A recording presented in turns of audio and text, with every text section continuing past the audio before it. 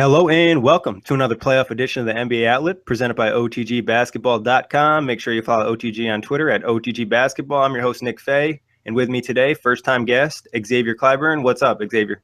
What's up? Glad to be here. Hope you're having a good day and good Saturday. Hope everything's well.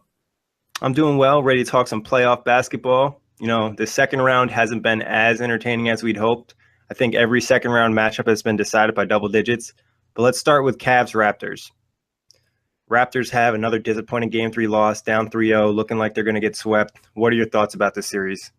I really think that with that series, it's time to take a step back and look at this team in whole. You know, you got a lot of money poured into Kyle Lowry and DeMar DeRozan, and you also took a chance on PJ Tucker and Serge Ibaka, with Ibaka having the chance to walk at the end of the season.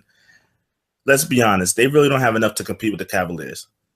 If they were matching with any other team, they would have a chance to get to the conference finals to eventually lose to the Cavaliers. But I think this year they definitely took a step back from last year. Yeah, and you mentioned it, you know, take a look at this team going to the offseason. I know some Raptor fans, Jonathan, one of our writers on OTG, has mentioned Dwayne Casey possibly being gone because he doesn't like the offense that they run. They always seem to be stagnant. Playoff-wise, they just haven't been a successful playoff team. You know, I know last year they got to the conference finals, but it was almost by luck. You know, they barely beat the Pacers. They barely beat the Heat. So Lowry didn't play yesterday. DeRozan puts up 37 points. They still lose by double digits. It's really what more can the Raptors do? And it just looks like it's going to be a sweep. I think with them taking a step back, look at the series, they're really stuck in limbo. They're not bad enough to be in the lottery, but they're not good enough to contend for a championship. So I really believe that it might be time to, you know, just blow it up, or else you're going to end up looking like the Atlanta Hawks, who's pouring a lot of money to a Dwight Howard, thinking that maybe we can compete with the teams in the East, and just to end up being a second-round exit every year. LeBron James has no fear going up against this Toronto Raptors team. You see him coming down shooting left-handed shots. Kyrie feels confident. Kevin Love's looking like the Minnesota Timberwolves Kevin Love. And it almost is a joke of a series, to be honest with you. Yeah, no, and I think you nailed it on the head is that, you know, they don't fear the Raptors, but the Raptors fear the Cavs. You know, watching this game, you can see both teams, and you can see the demeanor of the Raptors. Yesterday and early in that game, they came out with more energy and more confidence, but when the Cavs responded and kind of held off their run and turned it up, they had no answer, and they just don't have the grit, the playoff experience, or the confidence to beat this team. I mean, look at the one play. Norman Powell gets the ball, goes close for a layup. They're down 5, and he's going to the huddle saying, like, let's go. While LeBron James and Cleveland Cavaliers are going to their huddle, and they're like, we're all right, we're good, we're fine. And you can just see, like, the difference. Like, they know that this series is, at the worst case, over in 5. Maybe Toronto comes out with some pride in Game 4, but let's be honest. Even if they win Game 4, we know they're going to win it. They have never beaten Cleveland in Cleveland. Never, ever beaten Cleveland in Cleveland. So you're going to tell me that they're going to beat Cleveland in Cleveland without Kyle Lowry? I don't think so. Yeah, and LeBron has mentioned, and I think Kyle Korver even mentioned, is that this team is looking for sweeps. They want that extra rest. And LeBron has played like that. Yesterday, he had a light 35 points, 8 rebounds, and 7 assists on 9 of 16 shooting. And like you said, he had some left-handed shots. Korver came hot off the bench. The Cavs dominated the boards in Game 3. They won the board battle 49-25. And, you know, the Raptors it's just like you said, it's just kind of a joke of a series. I hate to say it because, you know, they're a professional team. The Raptors had a great season, but they have no chance here.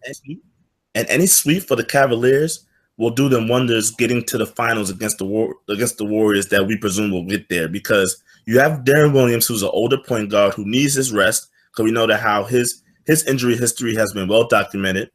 You have, you know, Kyrie Irving, whose injury history has been a little on and off, but you just don't want to take the chance with him. Kevin Love, we know back, shoulder, knees, anything you can name it, he's been hurt. And you have an older team, so you want to get as much rest as possible. So look for them to come out in Game 4 and really put their foot down and even try to get it to where fourth quarter comes and they can rest LeBron, Kyrie, and Kevin Love for the potential Eastern Conference Finals against the Wizards or the Celtics. Yeah, and I think that, like you said, the rest is so important. And even just for LeBron, obviously, you know, he doesn't show any signs of slowing down, but the amount of minutes he's had to play this year, the amount of minutes he's played in the playoffs, these extra days of rest keep him really fresh, and then he's just ready to attack. I think with LeBron James, his body, the way that he conditions himself and the fitness that he takes all season, and during the regular season, people saying he plays too many minutes. I feel like he's like the Tom Brady of the NBA, where because of his conditioning and his diet and his fitness work, his body, I don't even imagine him getting hurt. Because listen, you see, I think it was game 2, he gets hit in the leg, and he just bounces right back up. I'm thinking like, oh man, I think his knee might be jacked up. No, but it's bounced right back up, almost like the Iron Man of the NBA. And I think rest for him is huge, but I also think that if he had to play it, whatever it takes for him to get a championship, I think he's willing to do it. Yeah, no, I think he definitely really is. wants to catch Jordan. This year, I think this postseason has been amazing for him, efficiency-wise and scoring-wise, and, just his all-around impact. And I think he's done a great job of getting his teammates involved early. And he has like a different level of composure in this playoff. Like he just is like so composed, and everything seems so easy to him. I honestly believe he just saved himself for the finals. Yeah. Well, I can't wait to see what's going to happen in the finals. Somebody was texting me last night, and they're just like, "Can we fast forward 2 weeks now?" Or yeah, because the other series, let's call it what it is. We know what the end result is. We're just trying to see how it unfolds. It's like when you go to the movie and you watch and you read the plot review already. You just want to see how it unfolds in front of your eyes. Exactly. You already know the storyline, and you just want to see the details that's going to come out of it. But enough about that series. This is something that we think will probably be over on Sunday. Let's talk Rockets and Spurs. And this series has been fun. It's been interesting. The Spurs kind of surprised everyone. No Tony Parker last night. They come out with a great team effort and win Game 3 in Houston. And to be honest, this is the first time we saw LaMarcus Aldridge sighting. I mean, at the beginning of the series, I was like, what will Greg Popovich do to get Tim Duncan back into the locker room? Because LaMarcus Aldridge has been disappearing. But you see what happens when he actually steps up and their defense catches up with their offense. And they pretty much handled, the Rockets last night. It was a close game up until the fourth quarter, but you almost kind of felt like, the Spurs, if the Spurs could keep it close, they don't make the kind of offensive and defensive mistakes that the Rockets tend to make. Example, James Harden gets fouled on one end, doesn't get back, and it leads to a layup on the other end. I honestly believe that the Tony Parker injury helps and hurts the Spurs in this aspect. DeJounte Murray got a lot of run yesterday, and in their mind, I'm assuming that he'll be the heir apparent to Tony Parker because that's why they drafted him. So you get him some big-time playoff minutes against some good competition. Patrick Beverley did have his way with him a little bit early in the game, but I think that just makes DeJounte Murray better for the long haul. And you have Patty Mills, who's like the consummate professional. He comes in, makes his 2 threes, plays pesky defense. And Jonathan Simmons, man, their scouting department did a really good job in finding a guy out of Houston that's just an athletic, gritty guy that's going to keep going at you for 48 minutes. And I honestly believe that the better matchup in a potential Rockets, but the Spurs just seem to have the Rockets number because they just haven't been able to get over the hump. Yeah, no, I think you nailed the point on the head. I think Aldridge playing confident. Yesterday, he had some confidence where he was, shooting quicker, more into his not looking to passive. He wasn't as passive with the ball. And I think that, giving them that element and another score like that, and the Rockets had to throw double teams at him at some points in that game, makes a huge difference. And the Murray point is great too. And I also think it has, obviously Tony Parker's a more experienced and he knows the Spurs offense. He's going to make the right plays. But Murray gives him more athleticism. And I think that's something that they've needed against the Rockets. I said after game 1 that I think Pop needed to go younger and faster. And you saw Jonathan Simmons has been getting more minutes, and that's been huge because he can actually defend. He can keep up with his pace. And like you said, he gives you that extra energy and toughness. So that was another great find. One issue for the Rockets, upon the mistakes that you mentioned, some of these guys just aren't showing up. Lou Williams, 0 points yesterday. Ryan Anderson, 2 points and 1 rebound in 29 minutes. Nene, 0 points. These are guys that in the first round against OKC played huge. Maybe not Anderson, but Lou Williams and Nene were a big reason they won that series. And for them not to show up, the Rockets really aren't going to have much of a chance because James Harden can have a big game, but if the others don't show up, it's not going to mean much. maybe this might just be a case of the stage being too big. Only guy that you mentioned that's really had a deep playoff run was Nene with Denver back in 2009. Lou Williams really hasn't been to the playoffs all that often. And Eric Gordon, last time we saw him in the playoffs was against Golden State when he was on the Pelicans, and we all know that series was going nowhere. So I just think that this might just be a case of the moment being too big. Ryan Anderson's a very interesting point because Ryan Anderson makes LaMarcus Aldridge look like he disappears because LaMarcus Aldridge is not known as a defender. But when he's on Ryan Anderson, they have to exploit that matchup. They have to force Pop to take LaMarcus Aldridge off the floor, because if LaMarcus was allowed to just stand out there and not play hard defense and is able to get down the block, get double teams and whatnot, it's going to make a long series. So Ryan Anderson has to make shots to force Pop to go with either Deadman or Lee or somebody else that could get out there and contest his jump shot. Yeah, and they've gone with Aldridge on Ariza a little bit, and Ariza's been settling for threes a little bit too much, I think. I think they need to drive a little bit more. Obviously, the Spurs did a good job of defending the paint yesterday, but I think what you saw in game one is they did a really good job of attacking the Spurs bigs and making them uncomfortable and forcing Pop to play smaller, but they haven't been able to do that in game two or game three. Some of it's been shot making, some of it's been, the Rockets just playing poorly. And like you said, this is a big moment for them. And D'Antoni mentioned that before the game. He was like, I hope my team is ready for this moment because they're not as experienced. But, it showed yesterday. And the Spurs, upon Aldridge stepping up, a lot of guys stepped up on that team. Danny Green had a pretty nice game too, and he hasn't really showed up much in the postseason.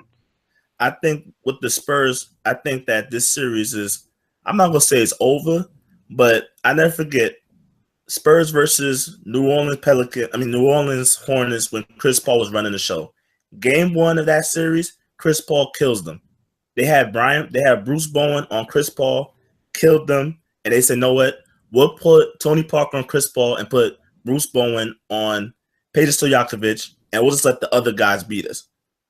I think what you're going to see going forward, because these guys are not making shots, I think that you're going to see a lot more double team and a lot more trapping on James Harden and forcing these other guys, the Eric Gordons, the Lou Williams, the Patrick Beverleys to beat them. And I don't think that they have enough to beat the Spurs, especially if Kawhi Leonard is allowed to prowl, because they have Danny Green on James Harden for the most part, and Kawhi Leonard is able just to play center field and just feel and see if he can get a steal here and a steal there and a timely block here and there. So I really look forward to the Spurs trying to see if, listen, these guys haven't made shots. Let's see if they can beat them.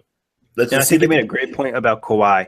They give him some breaks when they put Danny Green on James Harden for a bit. Obviously, Kawhi's the better defender, and he does a better job on Harden. But when Kawhi gets to play center field too, people forget how long he is. Like when he's literally on that side of the floor, it's harder to drive on that side of the floor because he's so quick. His hands are fast, his length and his claws. He's in there getting the steals and everything. So I think he's a great impact. The one thing I'd be concerned with Kawhi, just a touch, what I want to see if he gets fatigued later in the series, because they're asking him to do a lot. They asked him to do a lot last series, and he's not necessarily used to this type of workload. Like obviously in the season, he had to pick it up, but the playoffs are a whole different animal. And this is going to be like the first time where he's, this is his squad. He has to do everything offensively, and defensively they're asking a lot of him too. So I want to keep an eye on Kawhi's fatigue going through the rest of the series. I think this also attests to Pop's genius. Is I think that they're using this as a test ground for what their future will be. Seeing Danny Green, you've seen Danny Green initiate the offense coming down. Seeing, like you say, we're seeing a Murray. I'm surprised we haven't really seen a lot of Kyle Anderson. Yeah, I'm surprised too, because I thought he was a good fit in the series with his versatility and his. Yeah, but who am I to question Coach Pop? He's been doing it for Lord knows forever. But I honestly believe that they're using this playoff run because, let's be honest, I don't think that they're in their heart of hearts they feel like they can beat Golden State. I don't think that they feel like they can. I don't feel like they feel like they compete with them. But I think next year, because I think Manu might retire. Tony Parker should retire. Paul Gasol will probably play one more year if he has the heart for it. But this is really the time where I think the San Antonio Spurs as a whole needs to start planning for what our future is with this team. We know Kawhi Leonard is the star. We know that he's going to be our rock. What do we do with Aldridge over the summer? I honestly think that they could trade potentially and get some, younger, more athletic wings and athletes, because you don't really need a post-up player in today's NBA. It's nice to have one, But you have to now understand you have to guard pace and space. Pace and space, that's the new thing now. So I think they'll look for their options to see what they can do in the future for this franchise, because for them, it's all about titles. It's not about getting to the conference finals. It's not about making it to the second round. It's about championships. And they have to start planning these championship-type moves. Yeah, no, and this is a team that's set up to have some cap flexibility and the possibility of signing somebody like a Chris Paul on this team. And you mentioned possibly moving Aldridge. So I think this would be a team going to the offseason that I look at and I'm like, they have the potential to build another super team that could compete with Golden State and Cleveland. So I agree with you. I think they're kind of looking and seeing what they have. And they know that they probably can't beat the Warriors. They're going to compete against them, and they're going to try to win if they get into the next round. But this is a big year for them going forward in the offseason too. Rockets, on the other hand, I still get Chris Paul. Yeah, go ahead. Quick point. If they get Chris Paul, this team will be very scary because that will attract free agents. Yeah, you get those veteran guys that LeBron always gets, those role players that you get for cheap, and then, come off the bench, and these are guys that could start on some teams. But quick side note, I don't see Chris Paul leaving that kind of money on the table in LA. That's just a quick point. I don't think he's going to leave that kind of money on the table. It depends, because Chris Paul knows the chatter. He knows that people have been talking about his whole career, no championships, and that hurts him as an all-time great point guard. So it'll be a big decision for him, because this is going to be his last. This is the last stretch of his prime that he's going to be a great player, I think. And he'll be able to have that huge impact. And, he's got to make a decision. Do I want to stay with the Clippers and not win a championship? Because I don't see any scenario where they're going to be able to, assemble a team that's championship quality. Or am I going to move on to another situation where I actually have a chance at a title? Yeah, you absolutely hit the nail on the head. Yeah. Hit the nail on the head. But talking about the Rockets, you mentioned it. Pop probably is going to try to take away James Harden more, like they kind of did later in that game. They made it really difficult for him when he got into the paint. He was getting in the paint, but there was 3 Spurs in there, and then the guys on the outside weren't hitting the shots or they were making the wrong decision. I think they can still bounce back, but these guys need to step up. They need to, they had 3 games. They're out of the moment. This is basketball. It's do or die game 4. You lose game 4, the series is done. So they come out in game 4. It's an even series, 2-2. Now it's the best of 3. I still like the Rockets' offensive firepower here. I'm just questioning their experience right now. Yeah, for me personally, I would love for the Rockets to make it to the conference finals because a Rockets potential Golden State matchup, so much offense would be there. It'd be an offensive shootout. Guys are going to be shooting threes. Defense would be very optional. But at the same time, from what I've seen, they had a chance. They had 2 games, had a chance to really stomp on the Spurs and kind of cut all this chatter about us being too inexperienced or it being too small for the moment. I think over time, I just think that Mike D'Antoni will be outcoached by Coach Pop, and I see them losing in 7. I see the Spurs winning in 7. Only off of the fact that I believe that Coach Pop will figure out a way, because they've done it twice. They figured out the Houston Rockets offense twice. I believe they could do it 2 more times and win in the game 7. That would be back in San Antonio, and I believe that they would step up and win that series in 7. I think the series is going 7-2. I'm not ready to lock in the Spurs in a game 7 win because they have lost in a game 7 to the Clippers 2 years ago. The one guy that I think is going to be a key is Lou Williams. Are you going to come to play, Lou, or are you going to give us 0 points?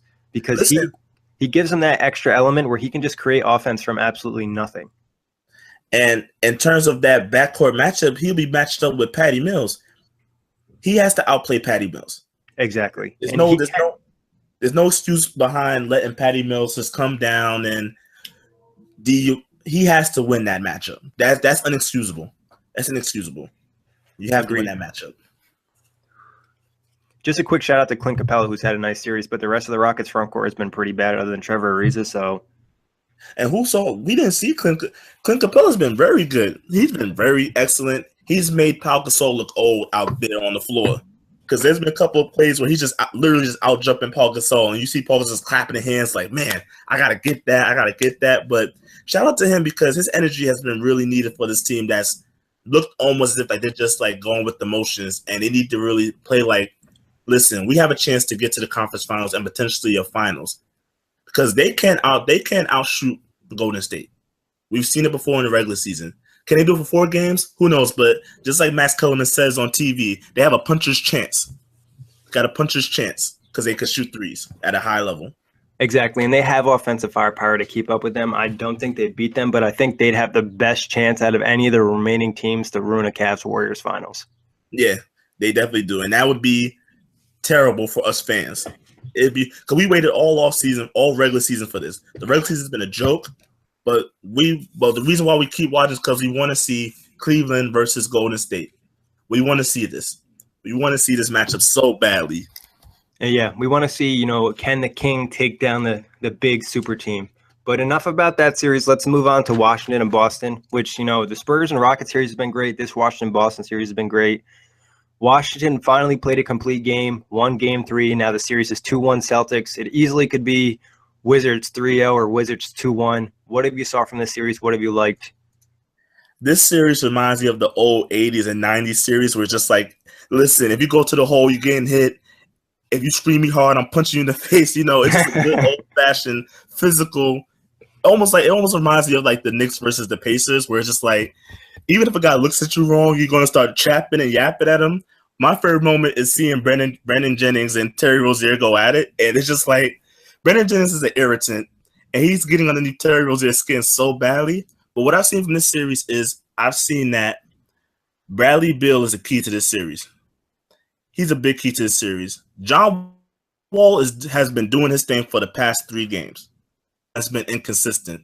We don't know where he's at. He's like LaMarcus Aldridge in the Spurs. Like, he needs to show up because he's the one guy on the other team that I don't think that Boston will have an answer for. Because Avery Bradley has done pretty much the lion's share of the work on John Wall, and they've hit away Isaiah Thomas on Kelly Oubre or Otto Porter.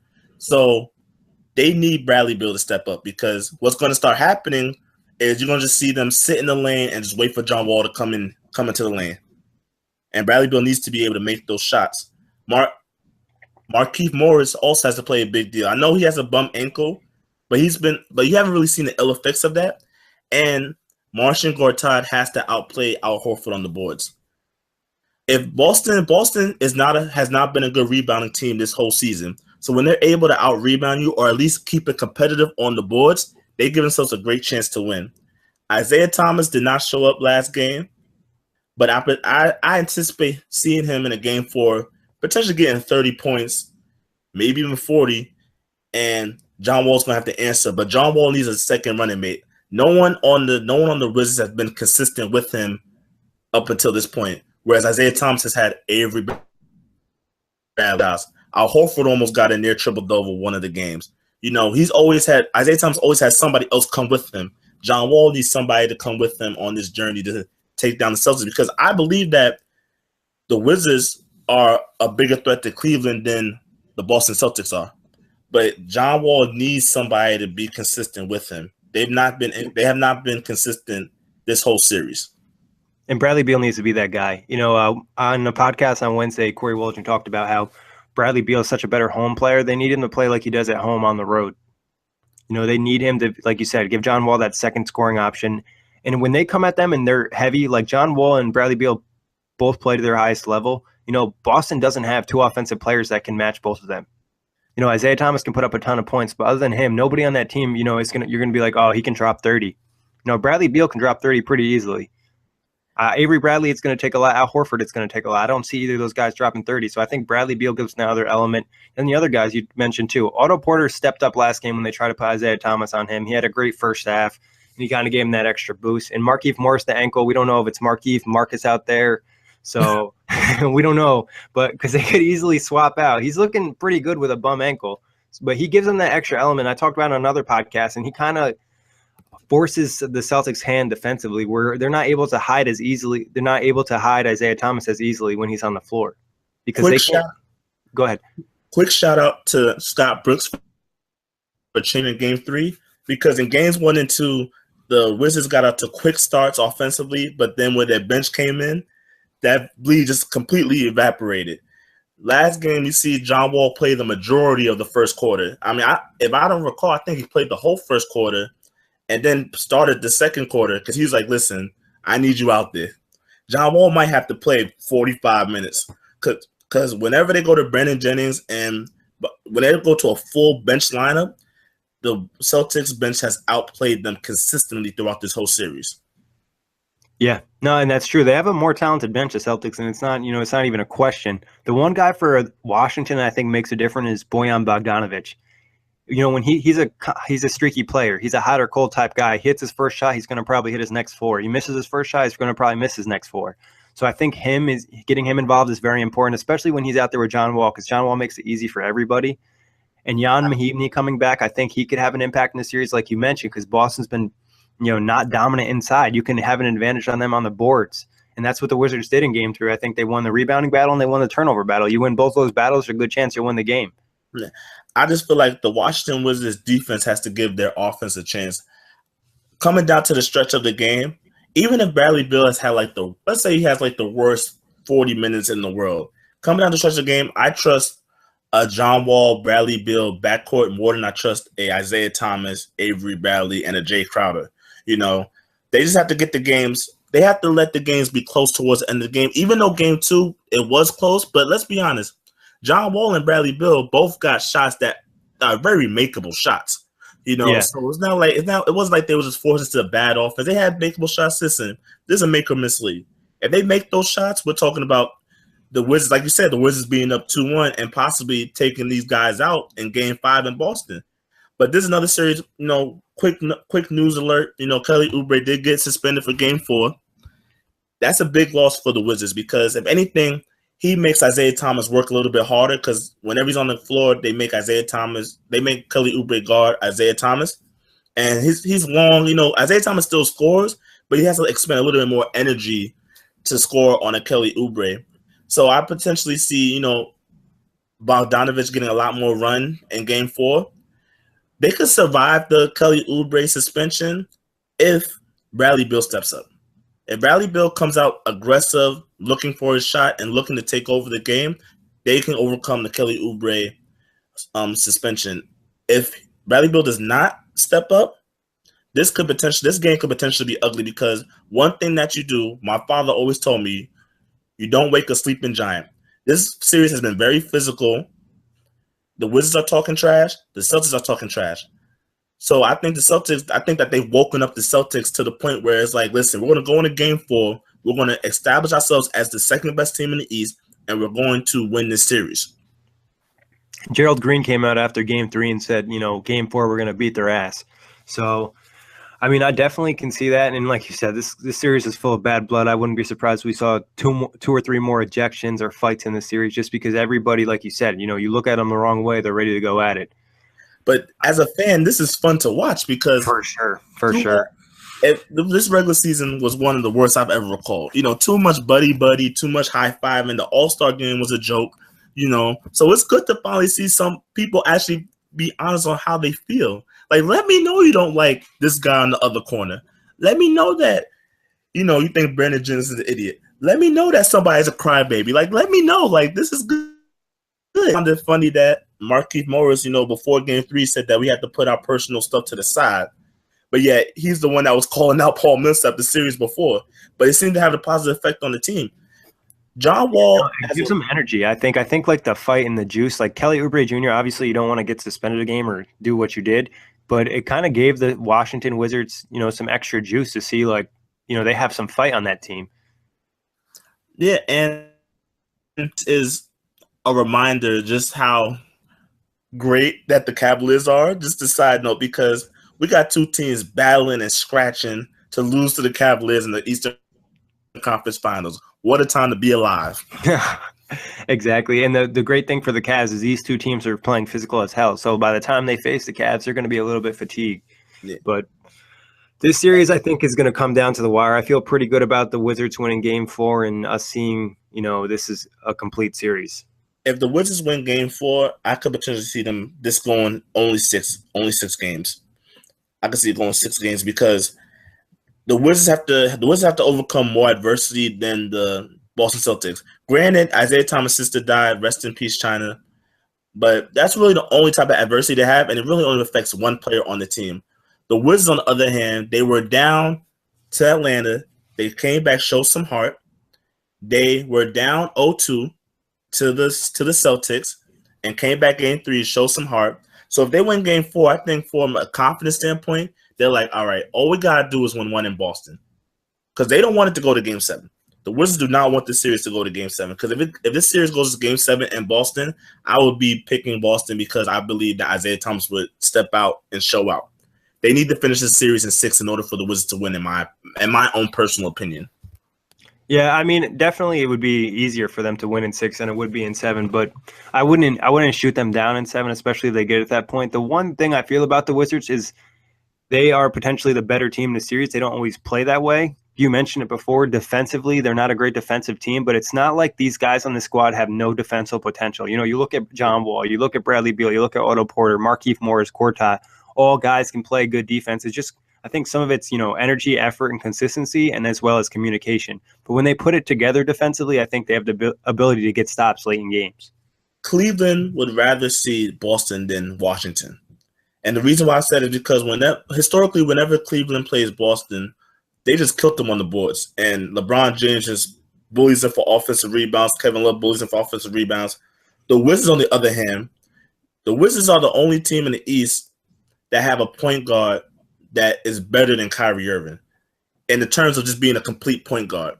John Wall salivates seeing, Kyrie Irving because, remember, he was the first pick in the year before, and then Kyrie was the first pick, and people all of a sudden just forgot about John Wall. John Wall's on a mission this year to show that he is a top 5 point guard in this league. And I think the opportunity to play against Isaiah Thomas, the opportunity to potentially play against a Kyrie Irving in a conference final will make him elevate his game to a level that we haven't seen before from him. Yeah, I'm a huge fan of John Wall, and I always feel like he's a guy that's been underappreciated in this league, especially this season. The impact that he has on the squad is kind of ridiculous, and his ability to just take made shots and turn them to easy 2 points. Some of the things he does, he's one of, maybe 5 players in the league that can do it. And in my book, I would probably put him in that top 5, top 4 point guard range, especially for this season that we just passed. Yeah, I honestly believe that I believe personally he's the best point guard in the East. Yeah, no, I think it's kind of hard to argue. There's not really, people would probably say Kyrie or IT, but I would say, John Wall's defensive impact as well as his playmaking ability is better than both of those guys. There was a stretch in Game 2 where he was literally unguardable. Yep. They just could not stay in front of him. He was making jump shots. He was getting to the basket. He was making assists. He was doing whatever he wanted. And I think if he gets the opportunity to be in a conference finals, he will use that stage as a showcase to show that I'm here and I'm going to be here for a very long time. You're going to have to deal with me. And then for Washington, you take that momentum. And like we talked about earlier, DeMarcus Cousins is out there and he's out there to be had. And if I'm DeMarcus Cousins and this is my former college teammate and they just got to a conference finals against the King, for example, if you had DeMarcus Cousins on the Wizards, Cleveland would be scared because they don't have an answer for DeMarcus Cousins. No one on that team can guard DeMarcus Cousins at all. And then you have also no one that could guard John Wall because Kyrie Irving, we all know he's not a defender. He's not a defender. He's a revolving door defensively. And this could be a very good thing for their future, in my opinion. Yeah, it definitely makes it a more attractive spot free agency-wise, especially when you see the type of player John Wall is. We talked about top 5 point guards, but he has got to start to get mentioned that top 15, top 10 ranges player just because of the impact that he's able to have. They're going to have an interesting offseason because one big question mark for them is they have Otto Porter as a free agent. And I know my Brooklyn Nets are going to throw a lot of money at him. So they're going to have to kind of make a decision on him. And then, like you mentioned, they could have some possible trade avenues open too. But I think I don't see Otto Porter leaving only for this thing. Like you just going from a team that made the playoffs. Do you sacrifice? Because the only teams that are going to really throw him money are teams that aren't nowhere near the playoffs. Like you said, the Brooklyn Nets. The Mavericks have some money that they could potentially put out there, but really, Washington's the best spot for him. But it depends on if he wants to be, if he wants to be that third option, that role player, or if he wants to go to a lesser team, like you said, a non-playoff team and have a bigger role and, get the big payday. It's a big decision for him too. It depends, like kind of similar to the Chris Paul thing. Do you want to be in championship contention or do you want to, get your paycheck? But the only luxury for Otto Porter is he's very young. So he's going to get another big payday after this. But Washington will be able to attract some free agents because what you're starting to see now is guys want to play with guys that are going to give up the ball. Guys that are going to make them better. John Wall makes his teammates better. No longer are the days where you can just be a great scorer and a guy wants to play with you. No, you have to be able to pass the ball to me and let me get some shots here and there. And John Wall averaged 20 and 10 this season. with pretty much having to create everything for the team. Outside of Bradley Beal, no other guy on that team really can create his own offense. So his usage rate, I'm pretty sure, is up there amongst the top 5. And, this series is going to be very interesting. Game 4 will tell us a lot about the rest of the series. Exactly. Game 4 is usually, a big deciding factor for the series. It'll be big for this series and big for the Houston Spurs series. We got one more series to talk about. That's Golden State and the Utah Jazz. They're playing basketball? We got to give the Jazz a little bit of credit. They've kept it close. We knew going into the series they didn't have much of a chance. Then George Hill not playing last game. It's just tough. It's tough to even watch these games sometimes because you almost know what the outcome's going to be. The Warriors are just going to mess around, hang around that 10 to 20 point lead all game. And then when it really comes down to the stretch, they're just going to tighten things up. And then it's pretty much over. I think this is a series where Utah's played them tough in Golden State. They played them tough in California. Give them credit where credit is due. Depending, Game 3 will tell me whether or not this is going to be a gentleman's sweep of a 5-game series or potentially a 6-game series. The Utah Jazz, if George Hill was healthy, they potentially do have the recipe to beat Golden State. To beat Golden State, you have to slow down the pace, which they've shown that they could do during the regular season. But so far in the playoffs, it hasn't gone quite their way. But they can slow down the pace. You got Joe Johnson, you got Rudy Gobert, you got Gordon Hayward, who are big. Gordon Hayward and Joe Johnson are big wings. Gordon Hayward's run like 6'8", 6'9", and Joe Johnson's about 6'7". So those are kind of big wings that you need to go up against Golden State. And they're both filled out guys. They're not frail. So, they have some size and some muscle to them too. Yeah, the George Hill injury really hurts this team though. It's a huge drop. And George Hill isn't a top 10 point guard, but the fact that it's a huge drop off from George Hill and the next guy, that really makes it tough for Utah. It really does. I mean, bless Joe Ingles. He's been out there facilitating the offense, doing his best. But, I mean, if George Hill was healthy, that's why I was so upset seeing George Hill get hurt, because I'm like, man, there goes this series, because there's a huge drop-off from George Hill to the rest of their point guard depth. Has Dante Exum even played? Like, have we even seen him? Yeah, he's played. You'd probably like to see him more, like playing Raul Neto. Obviously, he's a good offensive facilitator. Defensively, they've just been abusing him. But you mentioned it, the drop off from George Hill, who kind of is just like a true professional point guard and kind of gives you a little bit of everything. He gives you the scoring, the playmaking, the defense, the ball handling. He's improved a lot, and he's kind of coming to his own in Utah. I think this Jazz team, you mentioned, the guys like Rudy Gobert, Joe Johnson, they need to play big. Gordon Hayward put up 33 last game. Gobert had a couple alley-oops blocked by Draymond Green. He needs to just abuse them inside because he's substantially better than every big man in the series other than Draymond. I potentially think that they might need to explore the option of going with Favors and Gobert in the front court and just selling out to the idea of playing slow and playing physical. You have Draymond Green out there, you have Kevin Durant, they can rebound. But I just think that you might have to change it up and play big, because, the Golden State Warriors, they're showing that they're going to score no matter what. They're going to score no matter what. And it's not like what we talked earlier about being able to double team a James Harden or an Isaiah Thomas and make other guys beat you. No, Kevin Durant, because then you'll leave Klay Thompson over it. You can't double Klay because it's going to leave Steph Curry open. And let's not forget, Draymond Green can make threes too as well. So I just think that in order for them to even make it a series, they got to go big. They got to play. Yeah, and then when they go big, though, the issue is going to be who guards Draymond? Gobert or Favors? And Favors is, pretty banged up this year. He's definitely not as nimble as he once was. And Gobert's best ability would be to stay by the rim and give you that protection when you chase guys off the three-point line. So it's really a tough decision for Quinn Snyder. And this is just the issues that you have when you face the Warriors. If the Warriors are making their shots, there's really not much of a chance to beat them. I'll just say, go big and make Draymond beat you. I mean, go big or go home. Yeah, at this point, because Draymond Green, he'll just be out there shooting a whole bunch of threes. But at this point, I'd rather him. If you had to pick someone to shoot, let him shoot. Let's just take a chance. The why Cleveland was so good last year is because they could go small against Golden State and a big power forward, or even center if they needed him to play center. But there's no guy on Utah.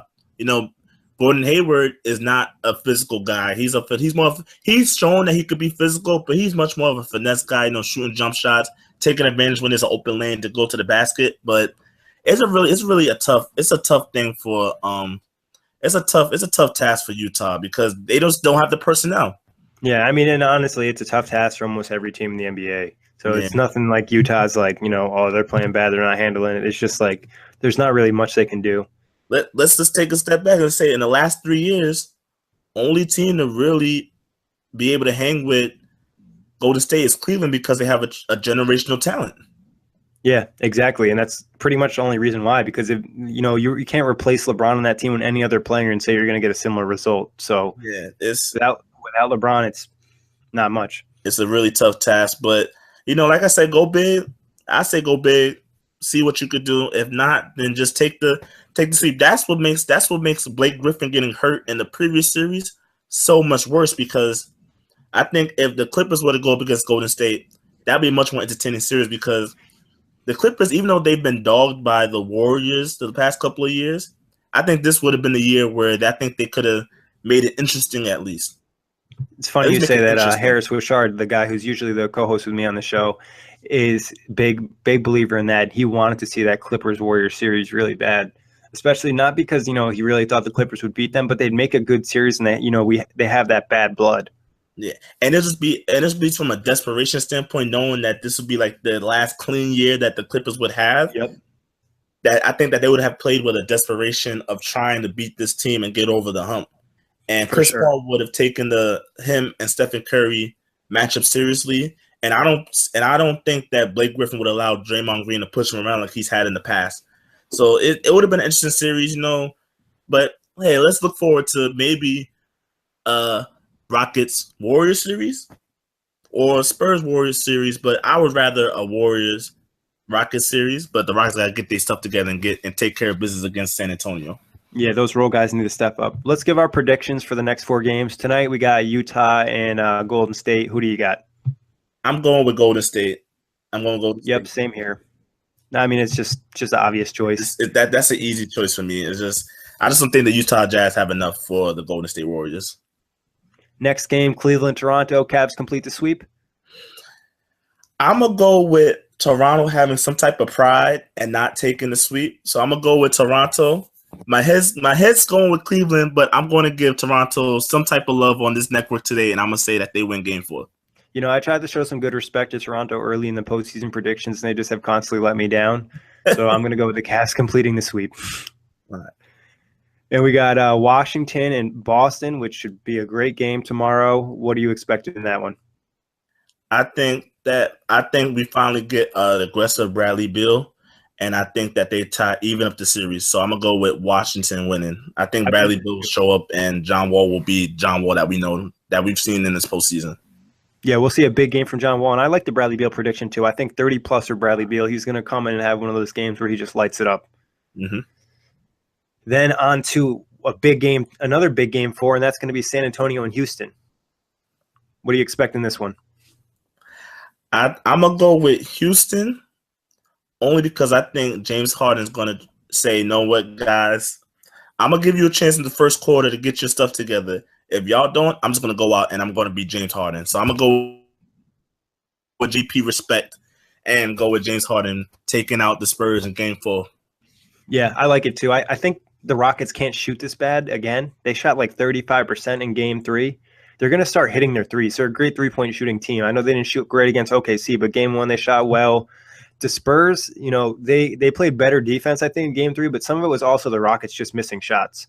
I think if they start DeJounte Murray again, I think that the Rockets look to exploit that because I think Patrick Beverley will take that challenge much more seriously, and I think that they'll use that as a weakness towards the Spurs.